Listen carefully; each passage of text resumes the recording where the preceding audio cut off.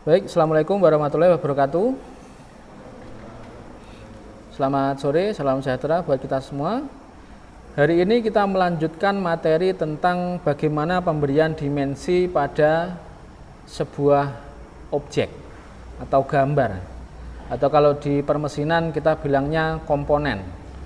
Kalau lebih dari itu berarti kita bilangnya assembly komponen, rangkaian dari beberapa komponen atau part. Bagaimana kita memberikan dimensi itu, begitu ya.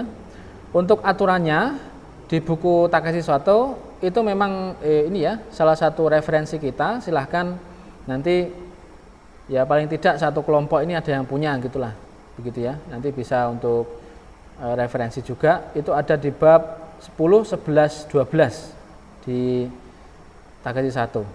Nah kemudian untuk di e-book yang sudah saya lampirkan di dalam sistem pembelajaran kita, itu ada di Narayana juga, ada di bab berapa ini ya, Narayana itu ada di bab 2 ya, di bab 2 nanti apabila susah nyarinya, bab 2 di bagian 2.8 begitu ya, bab 2 2.8 itu halaman 25, silahkan kalau dicatat. Kemudian e-book yang lain lagi sebagai referensi itu ada di bukunya ini Colin Simon ya, Manual of Engineering ini Colin Simon, ada di bab 14, chapter 14, Dimensioning Principle. Kelihatan? Ya, kelihatan. Ini ada di halaman berapa ini?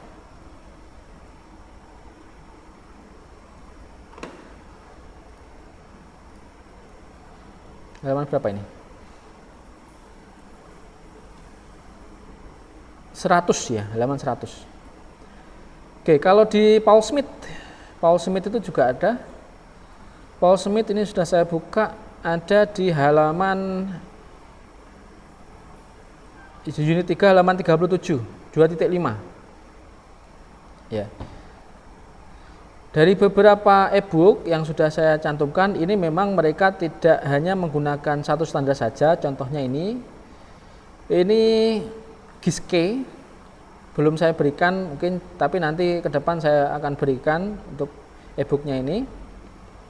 Itu ada di chapter 11, chapter 11. Ini dia menggunakan bukan ISO sepertinya yang mereka gunakan ini. Di Giske dia menggunakan ASME 14 Y14.5 itu. Tuh. Ada banyak sekali standar. Nanti yang kita gunakan khususnya menggunakan standar ISO. Baik. Langsung masuk ke materi. Jadi untuk topik hari ini itu adalah pendahuluan. Kemudian nanti bagaimana komponen-komponen dalam pemberian dimensi itu, ya, komponennya apa saja yang utama. Kemudian dimensioning objects feature. Ini kenapa hurufnya jadi kecil-kecil ya? Ya rusak-rusak ya.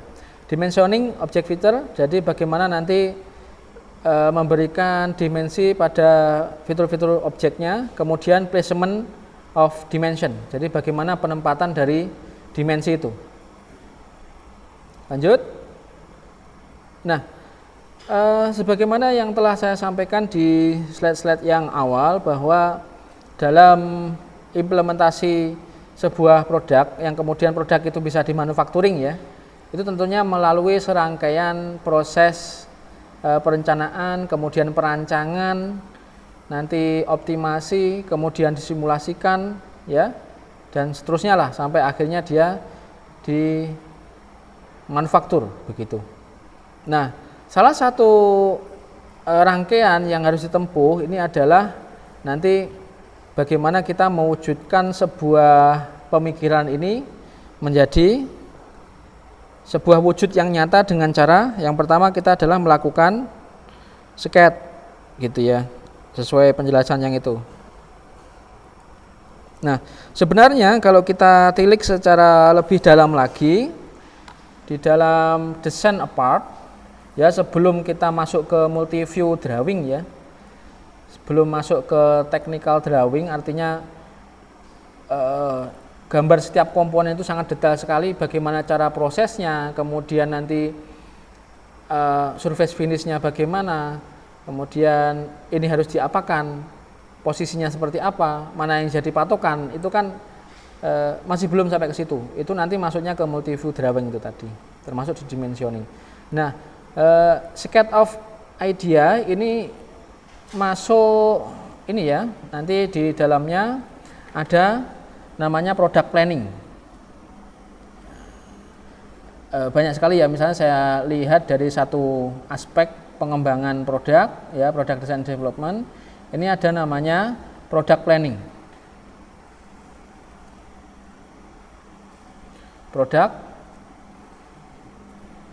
planning. Nah, di dalam product planning ini nanti terdapat beberapa pembahasan utama gitu ya. Saya tidak akan sampaikan semuanya. Termasuk pertama nanti kita menjabarkan kebutuhan dari konsumen. Jadi needs-nya nanti seperti apa? Needs dari konsumen. Kemudian nanti ada namanya mission statement.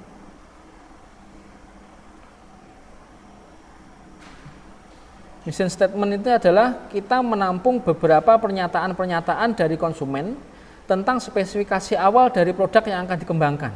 Nah, kita tampung di situ. Ya, berarti dalam pengembangan produk itu kita sebenarnya tahu spesifikasi awal dari produk itu akan seperti apa nanti endingnya gitu. Dari tentunya requirement konsumen kita. Nah, yang kedua ini adalah product specification. Product specification. Nanti di dalamnya termasuk di situ adalah pembuatan need metriknya, need metriknya banyak sekali ya kegiatan di situ. Termasuk nanti di sini membuat need metrik itu bisa dibuat model, ada macam-macam, ada model host of quality. Ini modelnya nanti kayak apa ya? Kayak apa namanya ya? Misalnya ini metriknya, kemudian ini Y-nya matrix, X-nya itu needs-nya. Itu nanti saling melengkapi, saling mengisi. Needs, kebutuhan dari konsumen itu nanti misalnya katakanlah 5 gitu ya, atau 10. Maka metrik tentunya akan lebih banyak lagi dan lebih dari kebutuhan itu tadi untuk menjawab kebutuhan itu tadi. Metrik itu maksudnya adalah bagaimana spesifikasi produk ini nanti akan dibuat, gitu ya. Nanti misalnya metrik apa untuk menjawab satu kebutuhan, misalnya gitu ya. Dan seterusnya banyak sekali nanti yang dibahas di situ. Kemudian di situ nanti juga ada competitive benchmarking. Di sini ya, ini ada benchmarking lah. Benchmarking itu berarti perbandingan dari produknya. Kemudian nanti di situ termasuk juga menentukan ideal marginally value. Ideal marginally value. Jadi nanti kita menentukan nilai margin ideal. Nah, setelah kita tentukan, kita mau ngambil di mana? Berarti targetnya. Target value-nya akan di mana? Nah, benchmarking itu bagaimana? Kita misalnya sederhana saja mau mengembangkan mesin conveyor yang spesial gitu ya. Conveyor untuk produknya apa? Nah, di luar sana itu ada nggak yang seperti itu fungsinya? Ya, kalau ada, ya kenapa kita harus buat? Kenapa nggak beli saja gitu? Mungkin ada alasan-alasan tertentu kenapa kita buat. Ya, beda halnya kalau ada pesanan gitu ya dari konsumen datang ke kita, kalau memang kita desainer ya berarti kita membuatkan, tidak beli. Ya kita desainer kok, gitu kenapa beli? Lah misalnya kalau di luar sana ada ya dari berbagai macam perusahaan ada. Kita lihat tuh ada 10 yang kira-kira fungsinya hampir sama dengan apa yang akan kita buat. Ya kita itu bandingkan ya, dari 10-10-nya itu kita bandingkan. Kemudian kita tentukan desain kita nanti akan seperti apa dari perbandingan produk-produk yang sudah ada itu tadi. Itu namanya benchmarking ya. Kemudian secara singkat ya supaya cepat, nanti di sini juga ada namanya concept generation. Kemudian nanti di sini ada concept selection. Kemudian ada konsep testing setelah ini. Konsep testing itu berarti nanti membuat prototype. Begitu. Kalau sudah membuat prototype, maka sudah masuk ke sini dulu, create drawing ini. Ya, sebelum sampai ke sini. Konsep generation ini ya nanti belum sampai ke desain CAD-nya, desain 3D-nya belum. Ya, masih konsep generation itu ya kita hanya konsep boleh menggunakan hand drawing, boleh. Baru nanti diseleksi, baru kalau sudah nemu konsep selection ini kan sudah nemu satu ya. 2 dikombinasikan boleh, 1 terbaik yang dipilih boleh. Jadi nanti kita di sini nemu 1 konsep desain yang kita pilih, baru kemudian nanti kita detailkan drawingnya di sini. Boleh menggunakan CAD, boleh menggunakan manual. Ini nanti ada multi view drawing seperti yang sudah kita pelajari, ya, ada proyeksi-proyeksi. Jadi tidak bisa kita memunculkan hanya 3D saja, tapi nanti kita munculkan juga untuk 3D, di mana 3D nanti bisa untuk memfasilitasi dalam pemberian dimensi, toleransi, kemudian kekasaran permukaan, surface finish-nya seperti apa dan sebagainya. Itu macam-macam nanti bisa diletakkan di sini. Nah, di dalam dimensi, karena materi kita fokus ke dimensi, ada 2 pokok bahasan utama gitu ya. Artinya yang harus kita perhatikan dalam pemberian dimensi ini ada 2 ini. Yang satu adalah size. Size ini saya sering nyebutnya juga dengan dimensi. Location berarti dia lokasi bahasa Indonesianya. Non-graphic information yang kedua, ini yang penting juga. Ini adalah catatan-catatan. Ada catatan umum. Ada namanya juga catatan khusus. Ada juga namanya catatan lokal. Ada tanda-tanda pengerjaan lain yang selain yang ada di atas ini. Contoh yang dimensi dan lokasi. Ini saya berikan contohnya. Saya taruh atas ini ya. Contoh, saya punya sebuah plat. Hilang, kemana dia? Pindah-pindah ke atasnya. Mungkin dia di luar ini ya, gambar ya. Kenapa kok menghilang? Oke, saya new aja ya. Ini sudah ya kira-kira.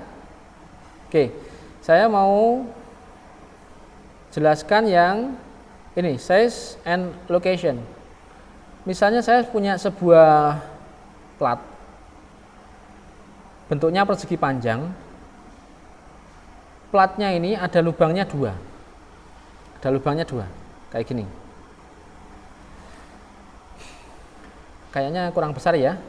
Saya besarkan di sini ya. Kelihatan nggak? Jelas ya? Cukup jelas? Oke, enggak pindah-pindah. Begini, punya plat. Platnya ini persegi panjang, ada lubang 2 di tengah. Kemudian platnya ini tebalnya 3 mili. Maka sebenarnya kalau model plat gini tidak perlu proyeksi, tidak apa-apa. Cuma kalau memang nanti operatornya kesusahan atau misinterpretation antara desainer dengan operator, maka ketebalan itu perlu diproyeksikan aja satu sisi di sini, gitu ya. Kalau tidak perlu, maka di sini itu dikasih namanya apa kemarin catatan gitu ya, local note pakai Leaderland. Misalnya 3 mm thickness gitu, gitu aja cukup. Berarti dia tebalnya 3 mm itu cukup. Pakai ini. Kemudian dimensi panjangnya ini berapa? Ya, ini panjangnya berapa? Ini panjangnya berapa? Misalnya 100. Ini panjangnya berapa? Maka ini disebut dengan dimensi. Ini katakanlah 50. Ini dimensi. Nah, lokasi itu seperti apa? Lokasi itu ya misalnya kalau ada lubang seperti itu ya. Ini kurang ke bawah, saya tulis agak ke bawah. Ada lubang di sini. Lubang ini posisinya di mana sih? Lokasinya di mana sih? Ya.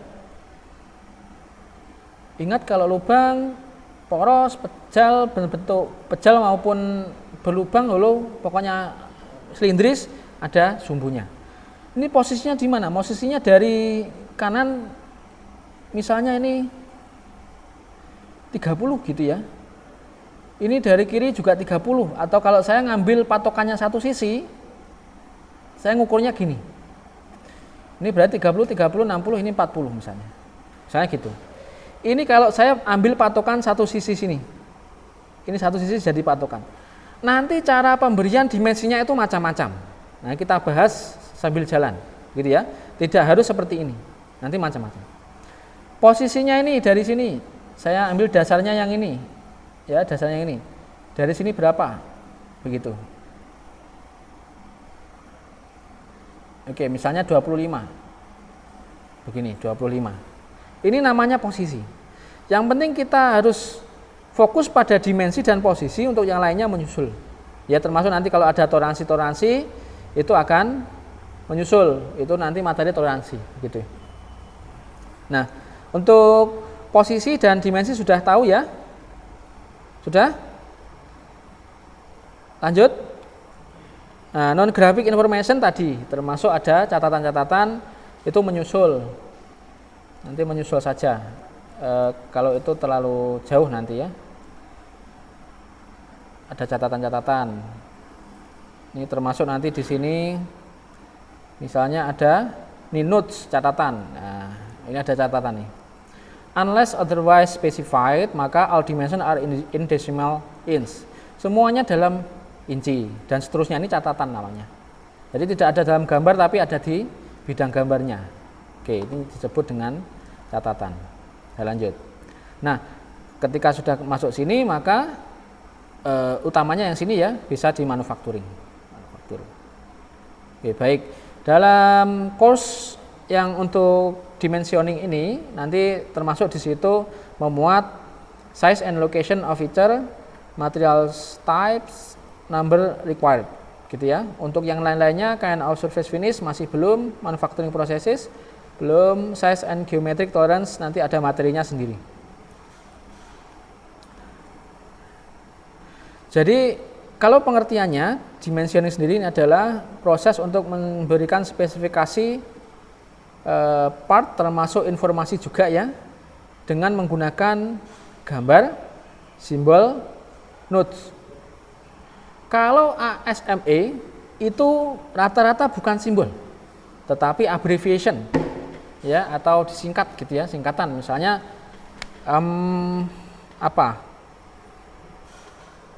apa misalnya? Kalau diameter dia gitu ya, dia. Radius RAD, rad gitu. Kalau kita kan menggunakan R. Diameter menggunakan simbol lingkaran yang ada kayak pi itu ya. Gitu. Nah, kemudian untuk pemberian dimensi untuk kita menggunakan milimeter. Nih, 32, 32,5. Kalau dalam bahasa Indonesia, maka titik ini jadi koma begitu. Kalau di sini titik jadi koma enggak? Gitu ya. Nanti konsisten saja dalam satu bidang gambar. Kalau komanya itu menggunakan titik, di sini menggunakan titik, fokus ini, maka semuanya menggunakan titik. Kalau koma menggunakan koma, maka yang menggunakan koma. Begitu ya. Konsisten saja. Kemudian kalau inci itu jangan poin kayak gini.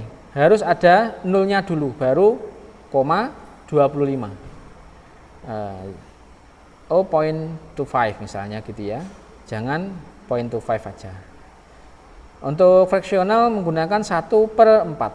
Misalnya 5/3 ya 5/3/8, 5/3/8 misalnya seperti ini. Ya.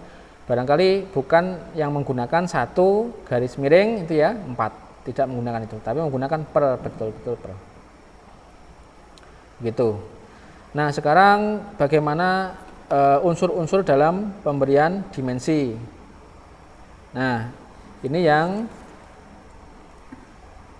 sudah saudara terapkan di dalam praktek menggambar.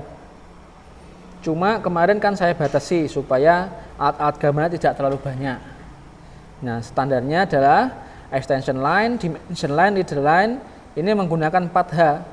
Jadi kalau H ini semakin tinggi nilainya, misalnya 2 gitu ya, 2, 4, 8 lagi pokoknya dan seterusnya ke atas, maka dia itu semakin tipis.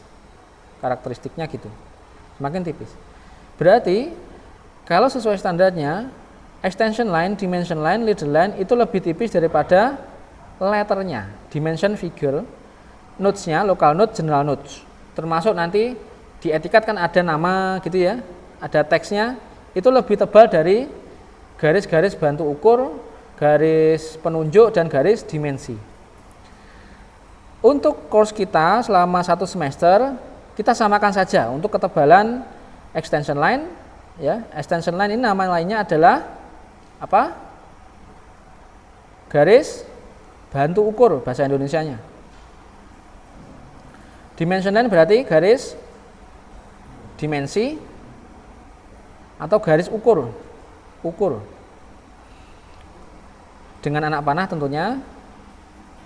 Ada yang nanti tidak pakai anak panah, tapi sambil jalan saja. Leader line itu berarti garis tunjuk atau garis penunjuk. Nah, ini kita menggunakan 2H saja, sama ya, ini 2H. Dimension figure ini maksudnya letternya, lettersnya atau hurufnya. Kita menggunakan 2H sama. Nah, karena kita juga kesusahan, misalnya saudara kesusahan mencari pensil mekanik dengan isi 2H, susah ya, maka ini 2B tidak apa-apa. Untuk latihan, jadi menggambar teknik ini intinya latihan terus lah sampai terakhir nanti. Ya, latihan menggambar yang baik itu seperti apa, mengikuti standar itu seperti apa. 2B tidak apa-apa, saya izinkan. Ya, nanti di sini ada local note, catatan lokal ini. Ada catatan lokal. Catatan lokal seperti apa nanti saya kasih tahu. Ada ini namanya catatan umum, seperti tadi ya. Seperti tadi yang di GISK, mana tadi? GISK ini ada namanya catatan umum itu di sini. Termasuk nanti di situ dijelaskan ada di buku ini halaman 139 di sini ya. Kalau mungkin yang baru versi baru ada yang sama halamannya 139 itu ada namanya toleransi umum. Toleransi umum itu ada di catatan umum. Nanti diletakkan di luar objeknya, artinya nanti ya posisinya ada di sini gitu ya, seperti ini. Nanti di sini mau di sini juga boleh. Pokoknya di dalam bidang gambar di luar objek ini itu nanti ada namanya catatan umum, ada dimensi umum diletakkan di situ. Nah, saya akan perdetail sedikit dan saya akan perjelas sedikit tentang beberapa perbedaan komponen-komponen dari dimensioning. Oke, saya ambil gambar yang sederhana tadi. Oh, hilang lagi ya. Mungkin kalau atas hilang-hilang enggak ya? Nah, ini kenapa ya kok gitu ya? Hilang? Loh, kan hilang-hilang. Aneh ya? Kalau sini nanti terlalu kecil. Saya new lagi nggak apa-apa ya. Ini sudah ditulis mungkin, nanti saya jelaskan lagi ya. Saya akan menjelaskan ini. Saya tarik sini, munculnya sini. Saya sini, munculnya di atas. Aneh ini. Dari tadi memang agak-agak error gitu ya. Sebentar. Saya mau perjelas lagi tentang keterangannya ini. Saya sniping lagi. Oke. Moga ini enggak error. Saya punya objek sederhana seperti tadi. Gini. Ya. Saya ganti warna. Kelihatan ya? Nah, gini. Oke. Ini panahnya. Ini begini. Ada lubangnya 2 tadi. Dibor ya. Bor misalnya. Saya kasih pemberian dimensinya itu supaya tidak ribet, satu aja gini. Pakai leader line. Nah, ini leader line. Misalnya jumlahnya 2, diameternya 5. Tembus. Saya kasih THRU, true gitu. Tembus. Pakai bahasa Indonesia juga boleh. Ya. Pakai bahasa Indonesia drill gitu aja. Drill berarti nanti dibor tembus. Untuk aturan-aturan standar yang lain masih belum sampai ke situ. Termasuk nanti kalau misalnya lubang itu kekasarannya ditentukan, maka kalau hanya dibor saja tidak bisa. Kita harus ngebornya diameternya kurang dari 5 mm, baru nanti finishing pakai rimmer misalnya, nanti akan didapatkan kasaran tertentu. Itu nanti. Nah, ini panjangnya 100, ini 50. Maka yang disebut dengan extension line adalah yang ini. Ini extension line. Garis bantu ukur. Dimension line yang mana? Sudah jelas yang ini dimension line. Leader line yang mana? Leader line itu yang ini, garis penunjuk. Ini. Misalnya nanti kalau ada komponen yang banyak di dalam satu bidang gambar ini, komponen rakitan atau assembly part. Di situ kan nanti kita tunjukkan part-partnya ya. Kemudian ada part listnya. Part-partnya penunjukannya juga namanya pakai garis leader line. Modelnya panah seperti ini. Ini kalau menyentuh garis objeknya, bentuknya panah. Kalau tidak menyentuh garis objek, misalnya ada lingkaran gini di sini, maka bentuknya dot seperti ini, atau point gitu ya, di sini. Nah, gini. Tapi saya jarang menggunakan ini. Menggunakan ini boleh. Saya menggunakannya yang ini. Oke. Local node berarti ini sudah bisa disebut juga ini local node. General node yang di Giske tadi bisa mencakup node-node khusus yang tidak ada di dalam gambar. Begitu. Oke, lanjut ya. Lanjut, kita lanjut. Saya pelan-pelan. Nah, sekarang kita bicara extension line. Extension line atau garis apa tadi? Garis bantu ukur. Extension line atau garis bantu ukur. Garis bantu ukur ini indicate the location on the object feature that are dimensioned. Jadi mengindikasikan bahwa objek itu diberikan dimensi. Seperti ini ya.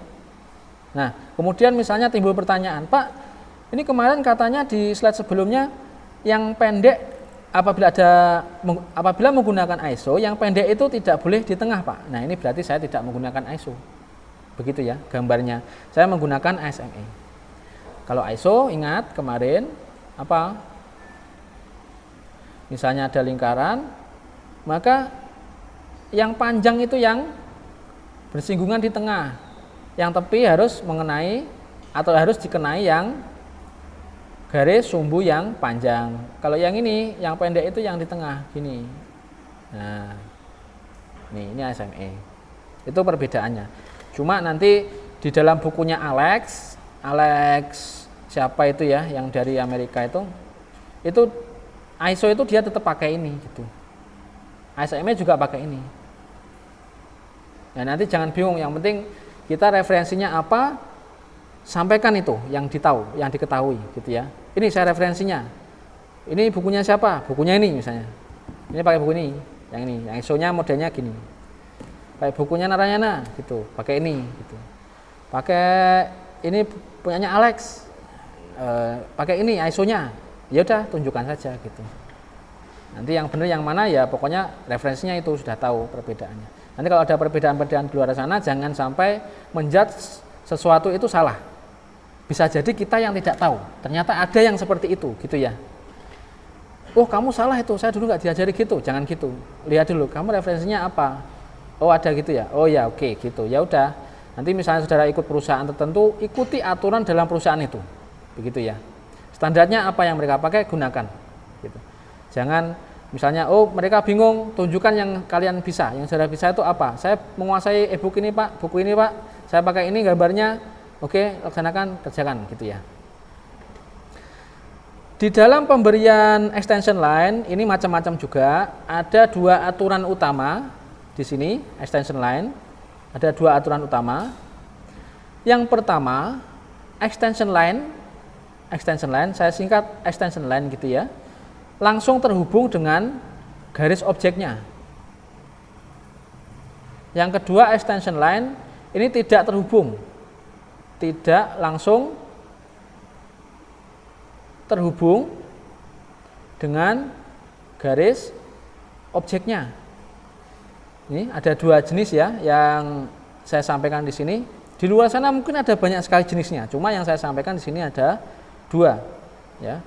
Yang pertama ini di contoh ini saudara lihat di sini ada gap. Di sini ya. Ini selalu ada gap.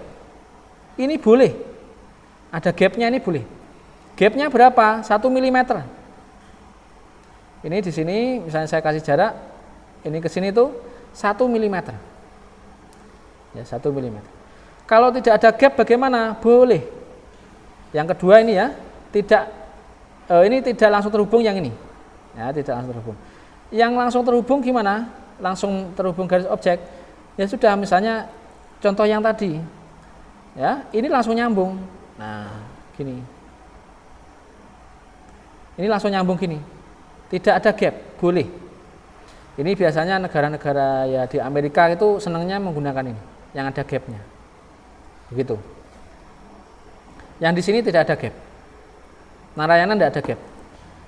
Yang ada gap, ayo kita cek bareng-bareng ya, supaya kita juga belajar e-booknya juga, gitu ya. Tidak percuma saya share e-booknya di Narayana. Oke, kita lihat aja beberapa gitu ya. Ini beberapa pemberian itu ya. Ini tidak ada gapnya toh dalam dia memberikan contoh-contohnya, berarti nanti seterusnya dia tidak ada gap. Di sini juga tidak ada gap. Dia memberikan contoh gap, cuma penerapannya dia tidak menggunakan gap. Oke, di sini misalnya, di sini ada gap nih. Nah, ini coba lihat contoh-contohnya ini. Nah, ada gapnya ya, nih kelihatan. Ini ada gapnya, kelihatan. Paul Smith kita lihat, Paul Smith pelan-pelan saja hari ini. Paul Smith dia ternyata pakai yang ada gapnya, boleh. Kemudian ini pakai ada gapnya juga, boleh. Oke, lanjut sekarang. Extension line beres ya, itu intinya. Ingat garisnya tipis, 2H. Sekarang masuk ke dimension line atau garis ukur, garis dimensi boleh saja. Nah ini. Garis dimensi and dimension figure ya. Jadi ini garis dimensi. Nanti garis dimensi itu ada 2 macam caranya. Tidak terkhusus garis dimensi sih. Cara pemberian dimensi ada 2 macam nanti ya. Setelah ini. Ini salah ini tidak sesuai. Ini misalnya sudutnya 130 itu ada di atasnya gini. Ini salah posisinya. Yang betul gini, ini sudah betul. Ini garis dimensi. Ada kesusahan tentang garis dimensi? Saya yakin tidak ya. Intinya kalau garis dimensi ujungnya itu kalau memungkinkan semuanya pakai raw head.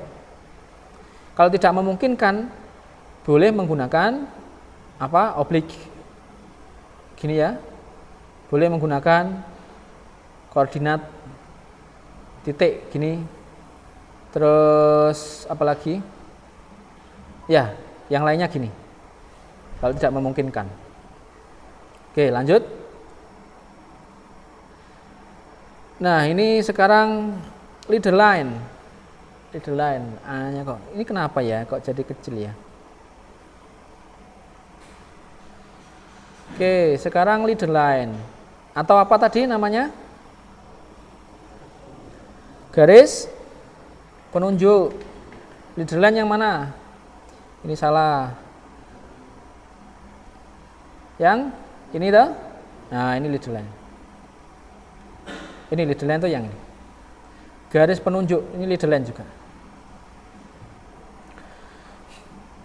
Pemberian dimensi lingkaran, ini kalau kita lihat ya, kita amati, dia menggunakan leader line. Boleh menggunakan extension line dengan dimension line. Boleh. Misalnya, saya gambarkan selalu yang sederhana, ada satu lubang. Kalau satu lubang, misalnya pemberian dimensi itu lebih gampang kalau ke sana, gitu ya. Begini, ini diameter 20, begitu. Maka seperti ini juga boleh.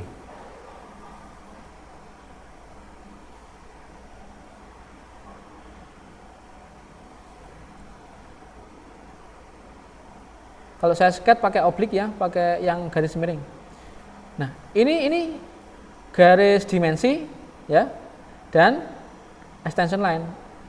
Nanti misalnya penunjukan sebuah lubang menggunakan extension line ini seperti ini. Menggunakan leader line, menggunakan leader line seperti ini, maka umumnya di belakang itu ada local nodes-nya. Ya, ada detail local node-nya seperti ini.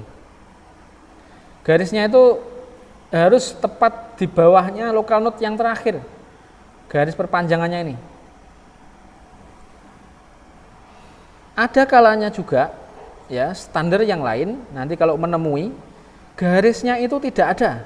Itu juga boleh. Gini. Tiba-tiba kemudian nanti ada 2 begitu, diameter 5, true, ini T, true.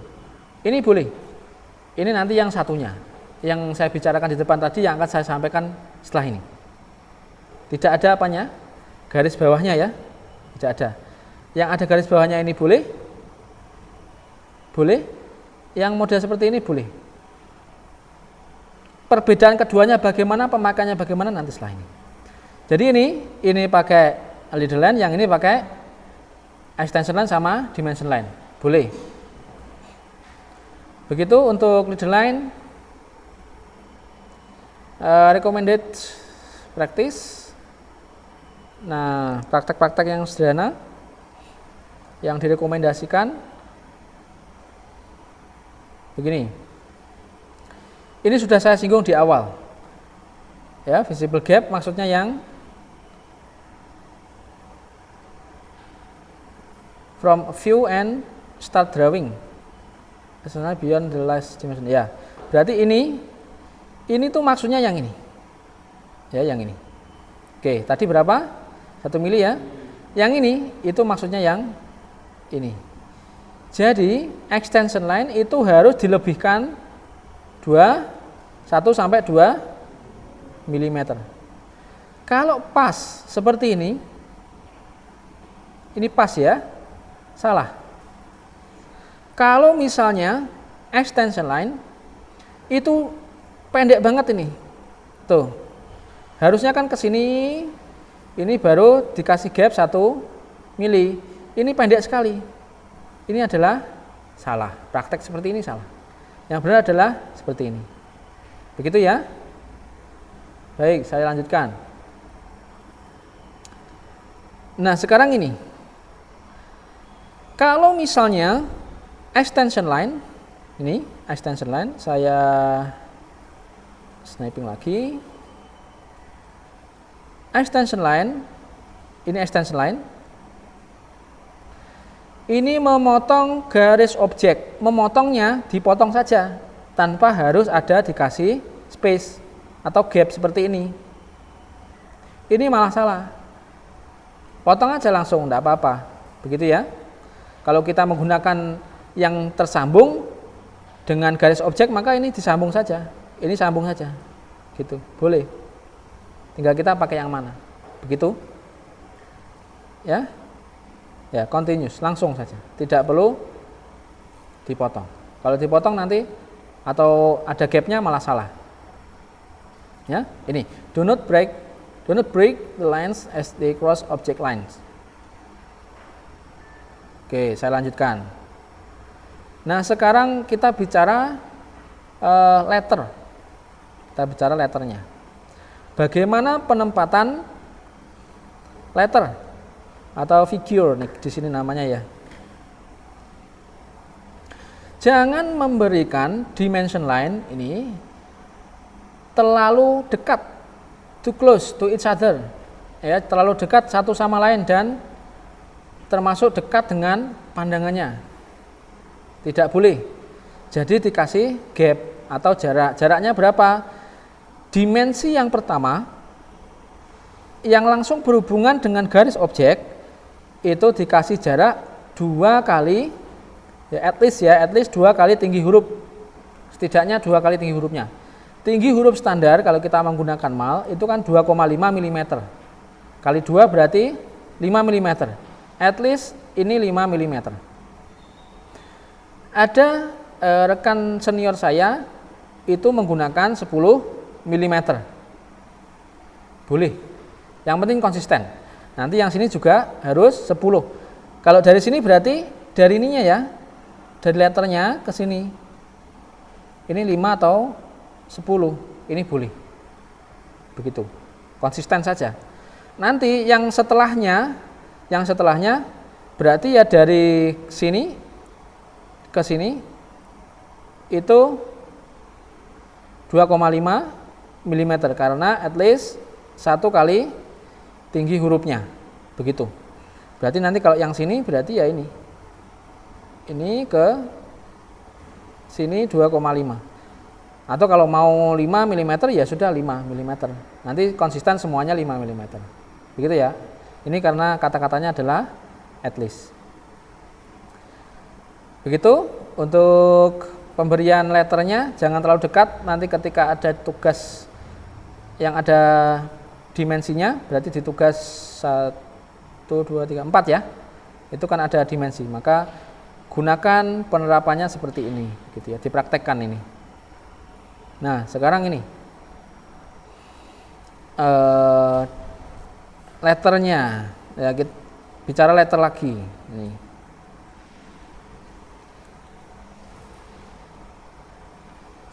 Tinggi dari letter ini disarankan 2,5 sampai 3. Tapi kalau di ISO itu kan kita sudah fix ya, menggunakan 2,5.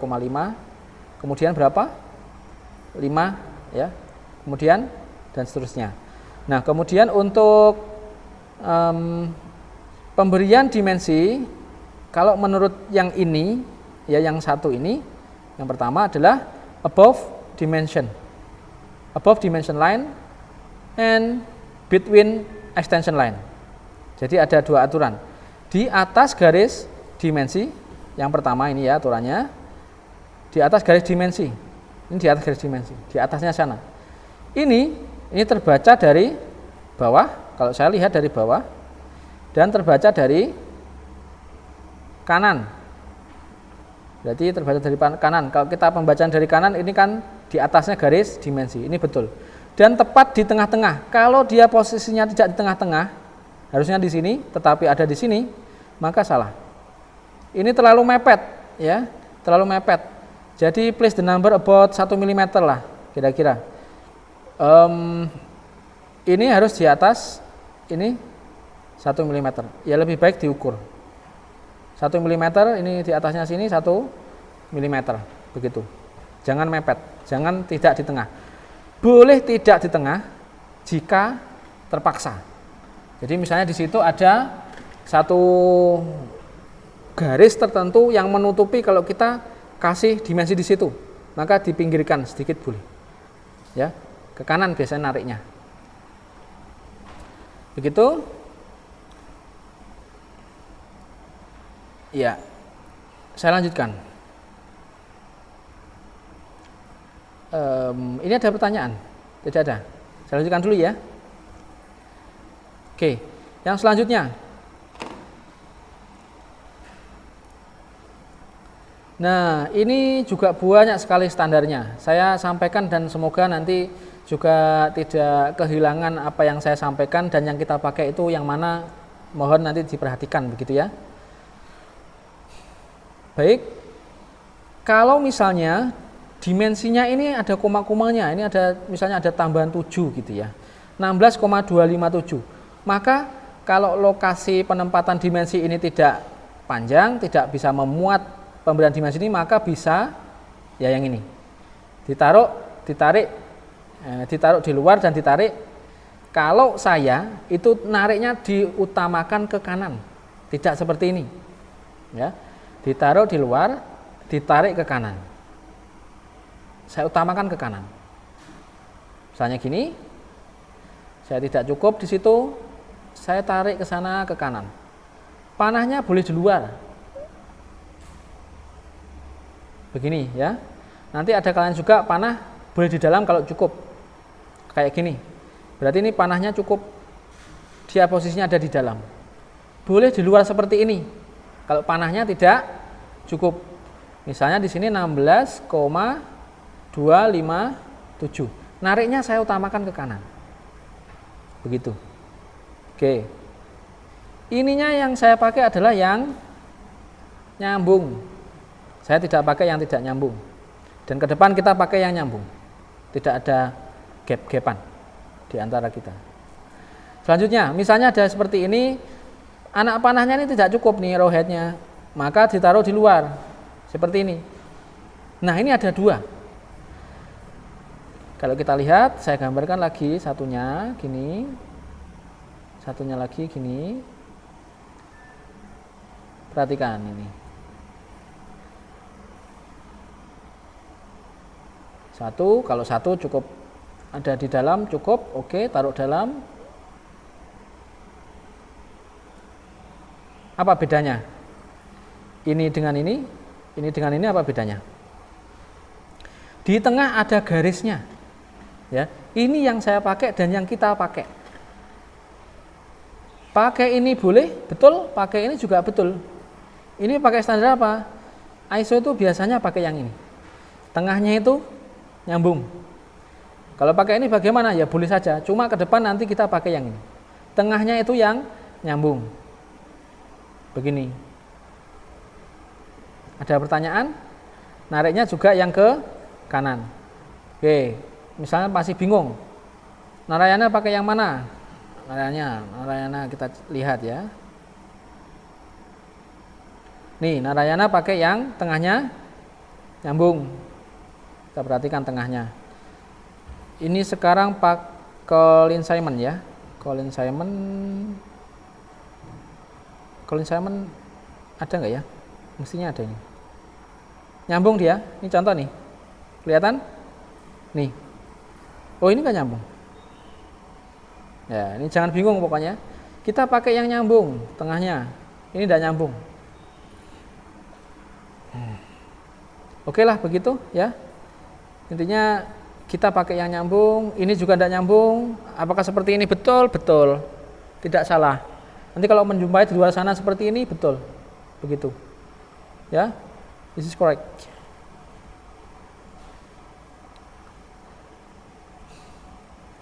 Yang ini menggunakan yang pasti tidak yang nyambung.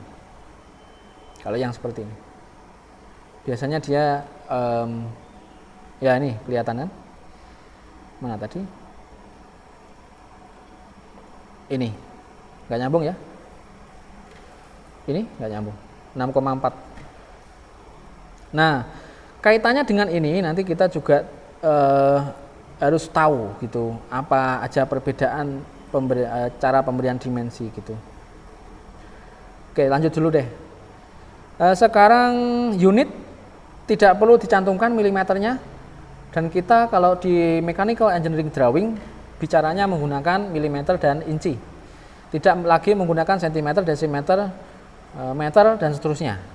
Kalau kita menggunakan satuan khusus ya tulis saja satuannya. Kalau milimeter tanpa satuan, tidak usah ditulis. Semua orang sudah paham di dunia ini, pasti milimeter. Kemudian sudut maka tidak dek di EG gitu ya, pakai abbreviation, tapi kalau di ISO itu menggunakan lingkaran kecil itu, ya derajat seperti biasanya begitu ya. Kalau sudut misalnya 360 derajat, nanti menit ya menit, petik itu ya, detik ya detik, begitu. Lanjut. Nah ini mungkin untuk penyampaian materi hari ini terputus sampai sini, sampai slide yang ke-10, total kita ada 30. Ternyata sangat panjang sekali untuk materi tentang pemberian dimensi begitu. Nah, ini yang terakhir, yang perlu saudara perhatikan adalah perbedaan dari keduanya. Nanti apabila sudah tidak di sini lagi ikut perusahaan, jangan bingung. Ya, harus tahu menggunakan yang mana, ikuti. Begitu. Oke, ini yang penting, ini tolong perhatikan.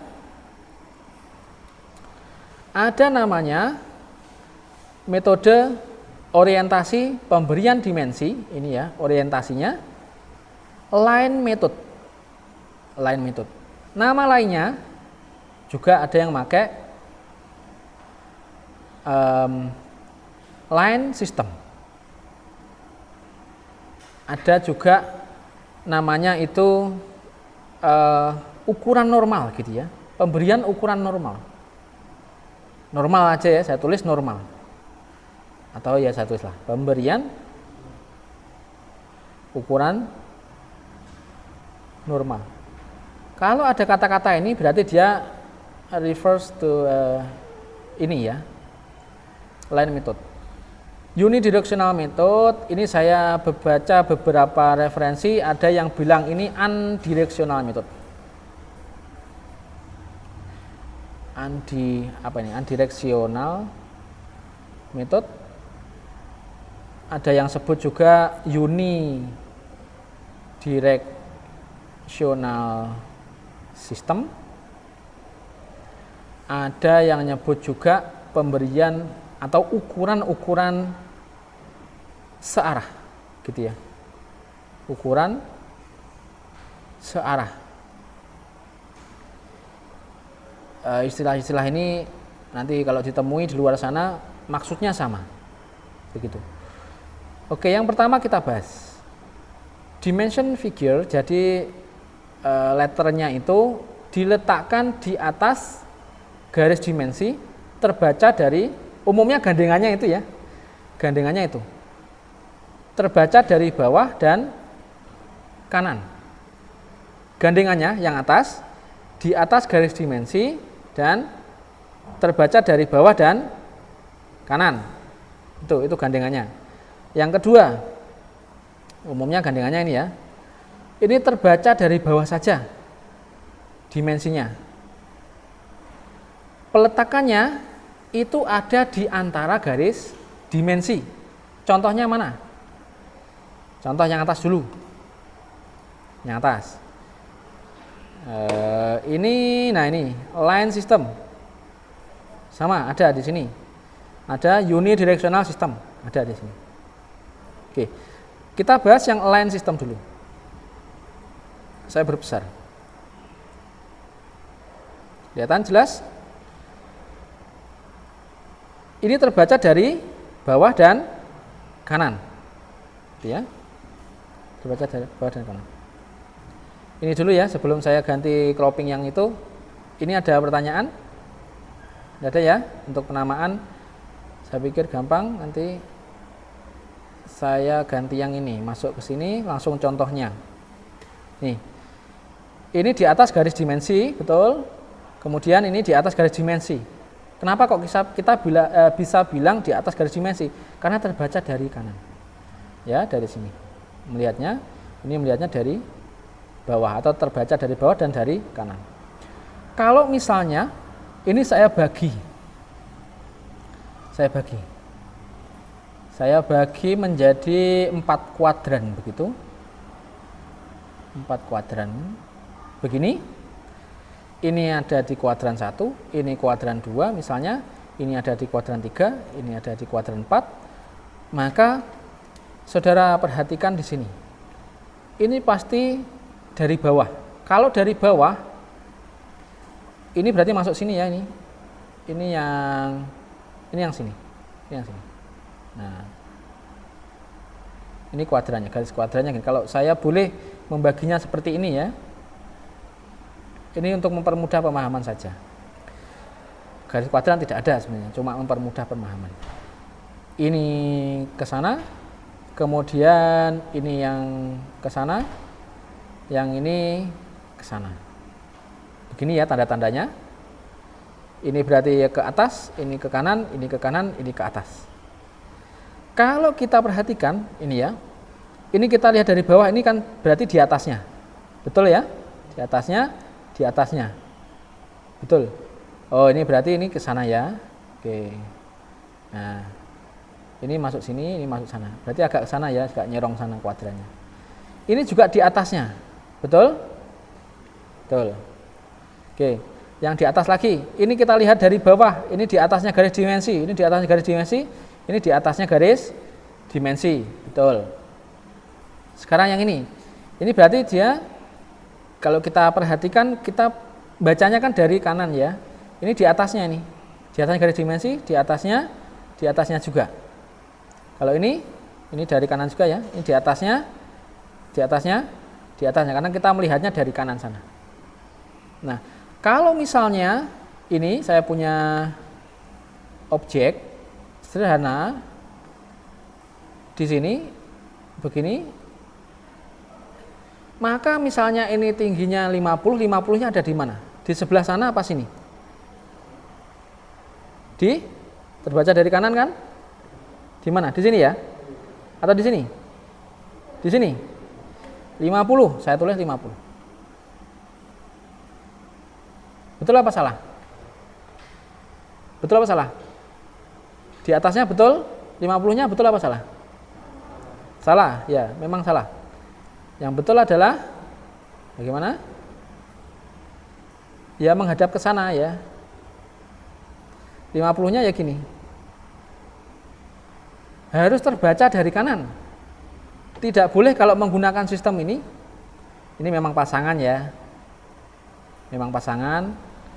Jadi tolong dihargai. Misalnya begini. Nah, ini tidak tepat. Ini nanti ada lagi. Berarti ini tidak tepat, ini tidak tepat, inilah yang betul. Kalau misalnya ini lagi. Nah, kadang-kadang itu juga terjadi kesalahan tuh gini. Menghadapnya betul, cuma posisinya yang salah. Ini 50-nya di sini. Menghadapnya betul, posisinya salah. Ini salah. Ada lagi gini. Sudah menghadapnya salah, posisinya juga salah. Begini, 50-nya menghadap ke sana, posisinya ada di dalam juga. Ini wis salah kabeh, salah kaprah. Tidak betul ya. Yang betul gini. Ini kalau menggunakan sistem yang line method. Ya, tidak boleh gini. Nanti ada lagi setelah ini. Kalau sudut-sudut sudah terlihat jelas, saya pikir mana tadi? Ini tidak perlu saya perjelas. Ini pasti di atasnya ya, seperti yang sebelahnya ini tadi saya jelaskan. Oke. Tidak ada pertanyaan? Ada? Ada? Kalau misalnya dia ada di sini, ya tetap di atasnya. Di atasnya di sini itu di mana? Ya di sini. Ini juga betul. Begitu ya. Mau sisi kanan atau sisi kiri. Ingat, kalau saya dan termasuk dari senior-senior saya gitu ya, yang ngajari saya dulu, utamakan sebelah bawah dan kanan. Ya, nariknya garis dimensi itu utamakan narik ke kanan, ngasih dimensinya dan ke bawah. Begitu. Ya. Kalau saya berarti utamakan misalnya saya memberikan dimensi yang itu, saya utamakan bawah gini aja lah. dan ke kanan. Kalau tidak memungkinkan ya terserah, boleh-boleh saja kemana saja ya. Di atas boleh, kiri boleh, begitu. Nanti kalau baiknya itu kanan dan kiri, ya kanan dan kiri. Jangan dipaksakan kanan semua. Ya, pokoknya bagaimana operator dalam manufacturing nanti itu tidak kesusahan dalam membaca gambar kita, gitu ya. Kalau posisinya enak di kiri, taruh kiri, jangan taruh kanan. Misalnya gini. Oke, ini betul ya. Ini betul. Kalau seperti ini bagaimana? Sebelum saya sampaikan yang tadi, ini, sorry. Yang atas ya, atas dan kiri ya. Atas dan kiri betul ya. Ini atas berarti di atas dimensi ya di sini 100. Kiri berarti di atasnya ya di sini 50. Betul juga. Cuma saya lebih pilih yang ini. Yang kanan dan bawah, kanan dan bawah ini. Oke, ini saya pilih yang ini. Misalnya begini, sebelum lanjut ke yang satunya, metode satunya, mana ini? Ya, begini, ada alur di sini, begini. Nah, oke, Pak Bidin bilang katanya tarik sebelah kanan, ya. Kalau seperti ini bagaimana? Ini 50, ini 100. Ditarik kanan apa kiri?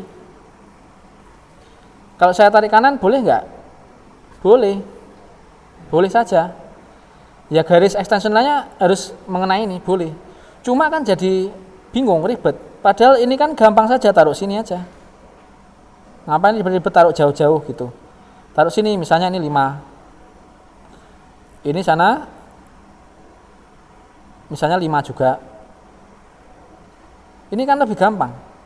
Kalau gini ini juga boleh ini. Cuma kan ribet ini. Operator juga akan susah ini. Ini tarik sana ya. Gini. Ini 5, ini 50. Ini yang bawah juga wah ruwet ini ya. Ruwet kan? Ya ruwet ini 100, ini 5, ini tambah ruwet. Yang benar adalah yang ini. Jadi kalau memang mudah tarik kiri, begitu. Oke, saya lanjut. Nah yang kedua sekarang, yang kedua adalah apa ini namanya? Unidirectional method atau unidirectional system.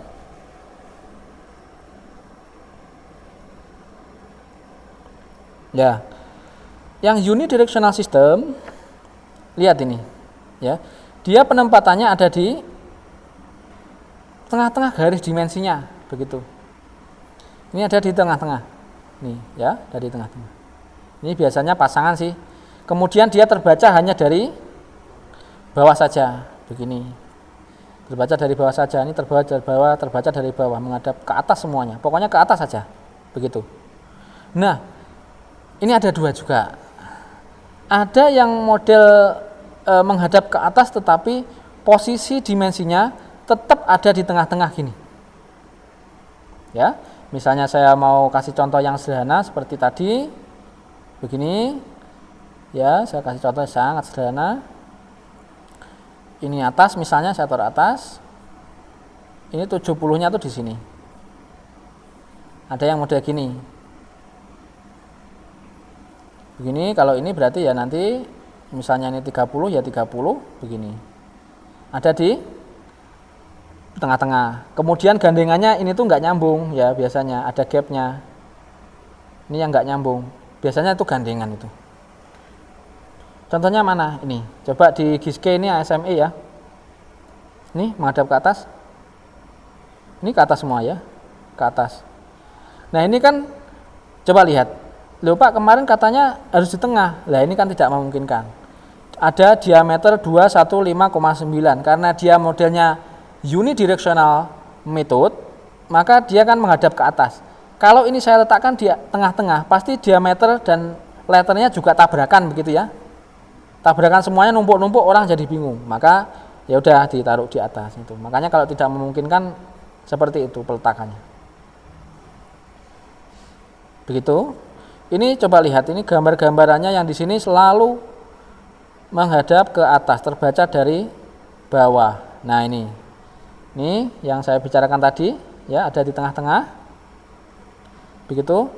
Ada di tengah-tengah. Ini tengah-tengah juga. Begitu, menghadap ke atas semua. Dan terbaca hanya dari bawah. Kalau untuk sudut-sudutnya saya pikir juga gampang ini, semuanya pokoknya menghadap ke atas dan ada di tengah garis dimensi, begitu. Pakai ini atau pakai satunya, boleh pilih salah satu. Kalau dalam kuliah kita pakainya yang line method, yang atas tadi, yang line method. Ke depan juga pakai line method aja ya. Tapi paling tidak saudara kan sudah tahu line method sama unidirectional method. Kalau menjumpai e-book, oh ini kok gini, itu kok gitu, ya itu memang beda. Ya memang beda, tidak apa-apa. Ini juga ada, di sini juga ada mestinya. Nanti dibaca lagi. Begitu ya, kita waktunya sudah pas ini jam 4. Ada pertanyaan sebelum saya akhiri perkuliahan hari ini?